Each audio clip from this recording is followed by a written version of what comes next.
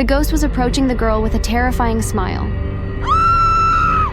Hi friends! Today I'm going to tell you another story that happened at Avatar World School. It was a normal school day. The teacher was explaining a new topic and the students were listening and taking notes. A girl named Alice asked to go to the bathroom. As she was leaving the classroom, it seemed to her that one locker opened by itself. She went over to see who did it, but there was no one around. Alice thought the hinges of the locker were just too old and closed it. At recess, she told her friend Grace about it. Grace told a story that happened at this school many years ago. A long time ago, my grandfather went to school here. One day he noticed that his locker opened by itself. He went to close it. When he turned around, there was a ghost behind him. There was screaming all over the school. The teacher came out to check what happened, but there was no one in the hallway. Alice was even more scared. The girl went home and told her mom about it, but her mom just laughed at the story. She said that ghosts don't exist and that the story was just fiction. Alice calmed down and went to sleep. When she woke up, she noticed something strange. The closet door next to her bed was open. She was very frightened and immediately ran to her mom. When she and her mom came back to the room, the closet was closed. Mom thought that the girl herself opened it and closed it to play a trick on her. But the girl was very scared. At school at recess, Alice told her friend about it. Grace said that the girl had 7 days to save herself from the ghost. My grandfather talked about the ghost for 7 days, but no one believed him. And on the 7th day, he disappeared. Alice cried. "Grace, what do I do?" said the girl. But Grace said there was only one way to escape the ghost, and Alice would only have one chance to escape the ghost. "What do I have to do?" the girl asked her friend. Grace told the story. A long time ago, there were mystical books in a drawer that opened by itself. Everyone who ever touched that book turned into ghosts 7 days after touching it. And one of those ghosts was doomed to be forever trapped in the very locker where Grace's grandfather and then Alice kept their stuff. The ghost wants to get out of the locker, but the only way to do that is to lock someone else in it. Alice was even more scared. Grace said that to get rid of the ghost, you have to find this book and burn it. But only one person knows where it is. Alice decided she had to find him by any means necessary. When she got home, she begged her mom to let her not go to school tomorrow. But her mom got angry and refused. She went to bed very scared for tomorrow. She dreamed that she was alone at school at night, and only the same ghost was standing at the other end of the corridor. He started to come closer and closer to her. "What do you want from me?" shouted the girl. "You'll find out tomorrow," replied the ghost. There were screams throughout the school. In the morning, the girl went to school. She tried to be in the company of someone at all times so the ghost couldn't get to her. The lesson started and Alice went to the classroom like all the students. It was a very boring maths lesson. One of her classmates had to go to the toilet. Alice was very scared for him, because a ghost could be in the corridor. But the classmate calmly went back to the classroom after a few minutes. The girl calmed down and continued listening to the teacher.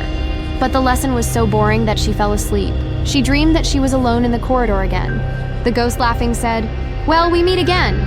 Alice tried to run away, but the ghost blocked her way. He said she couldn't escape him and he would follow her everywhere. "Wake up and we'll meet you again," the ghost said and vanished. Alice woke up and cried. She realized that she had fallen asleep in class and was all alone in the school. To get out of here, she needs to get out of the main school, which is further away than that locker. Alice thought long and hard about how to do this, so the ghost couldn't get to her. The only idea that came to her mind was to stay in the classroom until the teacher and her classmates arrived in the morning. Suddenly, strange noises started coming from the corridor. The ghost wanted the girl to go out of the classroom into the corridor. But Alice was not going to do that. She sat in the classroom until the last moment and waited for her classmates and teacher. And then the morning came. The teacher entered the classroom and asked in surprise, "Alice, what are you doing here?" Alice said that she had fallen asleep here and was alone, and at night a ghost was waiting for her in the corridor. The teacher laughed at her story and said that Alice was just making it up. But the girl assured that the ghost was waiting for her in the corridor and haunted her all the time. "Where do you think the ghost is now?" asked the teacher, and suddenly the ghost was in her place. Something terrible has happened. The ghost was approaching the girl with a terrifying smile. It turned out that the ghost could take the form of other people. The next day, the real teacher and classmates came to school. They were very frightened when they saw Alice's briefcase and hat scattered on the floor. The teacher called the police, and when they arrived, the police started questioning everyone who might know what happened to Alice. The first thing they did was go to the girl's house to ask her mom if anything strange had happened to her daughter recently. The mom cried and told the police that the girl kept talking about a ghost that was haunting her. The policemen were surprised. "Are you sure she means a real ghost?" asked one policeman. Suddenly, Grace ran into the house. She told the policeman a story about her grandfather. Both policemen were very frightened when they heard the story. Noah and Oliver knew Grace's grandfather, William. They were in the same class and were good friends. The day their friend Noah and Oliver went missing from school, all because their friends missed the bus and had to walk to school. When Noah and Oliver got to school, they were told what had happened. The policeman said, "Your friend Oliver disappeared without a trace this morning." The friends were confused. They searched the whole school but couldn't find their friend. The police officers asked Alice and Grace's mom to stay at home for their safety and left the house. Grace tried to calm down her friend's mom, but she failed, and the girl went home. Grace couldn't sleep for a long time. She blamed herself for Alice's disappearance. But still the girl fell asleep. She had a dream. Grace met her friend at the box of cursed books. She looked happy and beckoned Grace to approach her. But when she approached, Alice's eyes turned white and she screamed at her friend, blaming her for everything. Grace woke up. She was scared, and it was night outside the window. She went to wash her face when she saw Alice in the mirror and screamed. In a second, she was gone. After standing for a few more minutes, Grace decided to get over her fear and go to the school to burn all the damn books. The main entrance to the school was open. Grace felt fear again, but she wasn't going to give up. As she entered the corridor, she heard strange noises, but saw no one. Suddenly, the police ran out of the office. They were all scared of each other.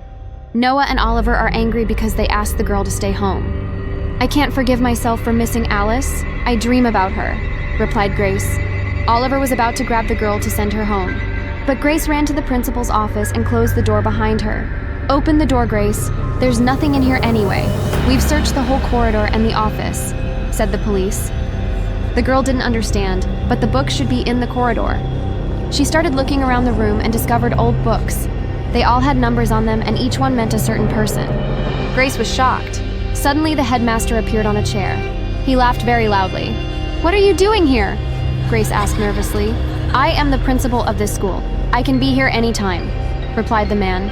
"You have some cursed books on your shelf," shouted Grace. The principal laughed loudly once more and slowly walked towards the girl. "Thanks to them, I've been the principal of this school for 1,000 years.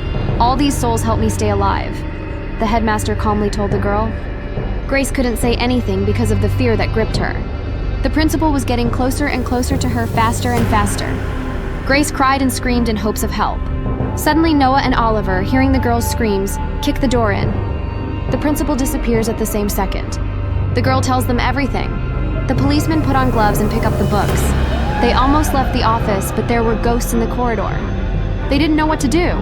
But Grace noticed a strange golden pointer on the principal's desk. The girl picked it up and all the ghosts disappeared from the corridor at her command. Noah and Oliver couldn't believe their eyes. They went to Alice's house where they were met by her mom and burned all the books in the fireplace. In the next room, they heard strange noises. Alice came back and was in her room. Everything was fine now. The next day, the teacher told her that the principal was missing and now she would take over. Grace questioned Alice for a long time about her life in the ghost's body. But the girl didn't remember anything at all, only emotions, anger and despair.